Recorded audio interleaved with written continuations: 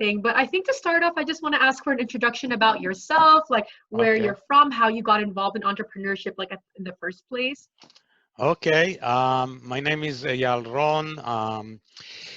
I have a PhD from Brandeis University, and I afterwards went to MIT and did postdoc there with Professor Langer, and I learned pretty much my career there. It was the early days of sustained release slash drug delivery of small molecules and then large molecules, recombinant molecules, and was involved with a couple of startups out of MIT, and then slowly moved on my own to other companies, and started my own couple of companies. And later on, I became more as a consulting business, where I helped other people start virtual companies, Mhm. all which were in the life sciences. Well, that's great to hear. You have such a great portfolio, and we're really grateful that you're one of our Brandeis Innovation mentors. So, looking back, when you first like got involved with entrepreneurship at MIT, what advice would you have wanted to give yourself? Like, if you could meet, if you could go time travel back to like when you first started, what advice would you give the younger Dr. Ron and everything? um, the I think at MIT, I pretty much did what I was supposed to do. I was trying to get involved in all aspects of product development. So I was much more on the hands-on side of the business, which would you expect from an early stage career. And I made sure I was involved in all aspects, anywhere from the synthetic side to the quality control side, to the scale up and the preclinical work. So it was a very nice all-rounded type activity that made me aware of all the aspects of product development, which helped my career afterwards. Well, that's really great to hear. So based on that, what was like the biggest obstacle that you faced when you were starting out, and did you what was the biggest lesson you got from it? The biggest obstacle that I had early in my career was the fact that this was a new area. The whole concept of drug delivery, sustained Mhm. release delivery just started to evolve from transfer itself from academia to industry. And at that point, there were no any experience in the industry that can guide you. So you have to kind of figure it out on your own. Mhm. And the tendency is always to kind of like work with the small group that around you. And I didn't try to branch out to go and talk to other people, because it would have created probably accelerate the process and create shortcuts to activities that I had to rediscover on my own, which is great. But on the other hand, you reinvent the wheel, and that's a waste of time. So if you can go and learn it from somebody else who done it, Mhm. it would have been great. Later on, as my career moved forward, there were already 10 years into it. There was much more infrastructure in the industry, so it was Mhm. easier for me to go and solicit advice from other people. So, but at the very beginning, it was very a new field, so it was about like networking and knowing the people who were like In the experienced same in it, field, yes. the same field. But And what they many times had the same problems than I do, so I I did, see. sorry. So it wasn't as cross-fertilization as it should be in order to make science happen. Well, that's great to hear. I mean, it's really great to kind of hear the intersection of life sciences and entrepreneurship. I think it's a great synergy and everything. And I'm sure a lot of our teams who are working in labs and everything who want to be involved with entrepreneurship would be appreciate your advice and your experience and everything. So, how has your experience been being a mentor? Have you spoken with teams, and how's that been for you?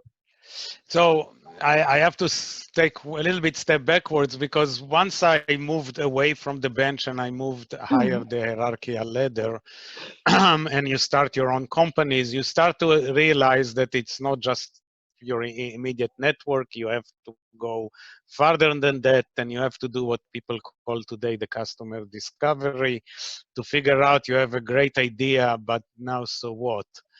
Does it have Yeah. any usefulness? Does it mean anything to other people or just for yourself? Or it's just a good academic paper? So then that's when you start to learn the customer discovery and other aspects of the business. It's not just how you take a product from the bench, which was discovered, let's say, in some university, and move it up the development path all the way to regulatory approval, but it's also to figure out, is this the right product that you are developing? Because at a certain point, when you remove it from the bench, there is an opportunity to go in many directions, and you have to pick up one or two directions to go with it. And that's where customer discovery comes into play. So it's not just what the innovators thought was the best idea, it's also what the customer and the market will pull this product towards. And that's what I learned. And going now to the mentoring, that's exactly what I try to teach people, Mhm. that you have a great idea and you're probably innovative, and make sure you are, go and check your patent portfolio, make sure you're not infringing on other people's ideas, which often happens because that's how you learn how to innovate. In the beginning, you innovate ideas that were already innovated. You just Mhm. didn't think of that they could do it also. But if you find out that you are an innovator and there is something here, figure out what's the market pool for this product and how to go about bringing this product to the marketplace. Well, thank you for your advice. It's really great to hear because in Spark right now we're really in both iCore as well. We're really focused on customer discovery right now. So it's great to hear from an expert about how that important that is. That's like, would you Yes. say that's one of the most important kind of aspects of an early stage kind of startup when they're still starting off and everything? Yes, that is the most important. Once you figure out your innovation and figure out if it's something unique and something that stands on its own two legs, figure out if there are other two legs to make the chair out of, and go and look around and talk to people and make sure that you get the right market buy into your idea, and you'll find out many times that you have to pivot right and left to get to a place which the market really needs. It's not really where you started. Well, thank you. That's really great advice. And regarding some more mentorship advice, like what if teams are starting up to apply to different accelerators and incubators off campus, like what advice would you give for teams that are like looking to look at other funding sources and everything beyond Spark and iCore? That's a tough question because it It is. depends how are they ready for financing or not. That's true. How do A you lot of determine companies that? running a little bit too fast and they hitting a wall, and there is, as they say, there is only one opportunity to make a good impression, and if you miss that opportunity, it will be very hard to come back.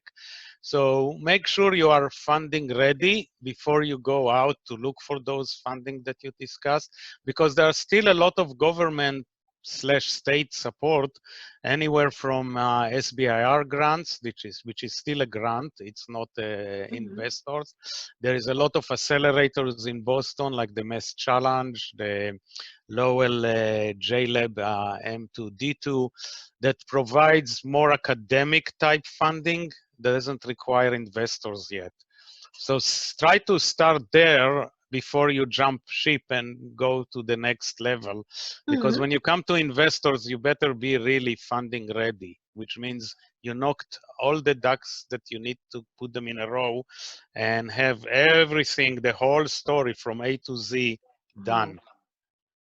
So there's kind of like a little systemic process that you kind of follow, like different levels, like pre-seed and then ideation, pre-seed, and then funding ready, and then Right. So this is all pre-seed because this government funding doesn't take equity. So you Mhm. really don't need to deal with investors. But when you get ready to go out, going through the seed round, at that point you better know what's the story is, how the story works together, who is your customer, what is your product, how your product deals with the unmet needs of the customer, and so on. So you have the whole story completely wrapped with a bow on it.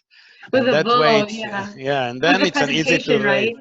with the Yes, and presentation. then it's easy because many times people tell you, if you can do ABC, I would love this product. Go and do ABC, and then go back and go to another investor and say, hey, we can do ABC, and figure out how to go to to put the story together. Well, thank you. Thank you for your time. It was really great to hear about your experiences as well as taking your experiences and providing advice to our startup teams. And I wish you Mhm. the best of luck, and we hope to keep in touch and everything with the Brandeis Perfect. Innovation and Mentor Network. I would love to do that. I enjoy very much working with the Brandeis entrepreneurs, and it's a lot of fun for me too.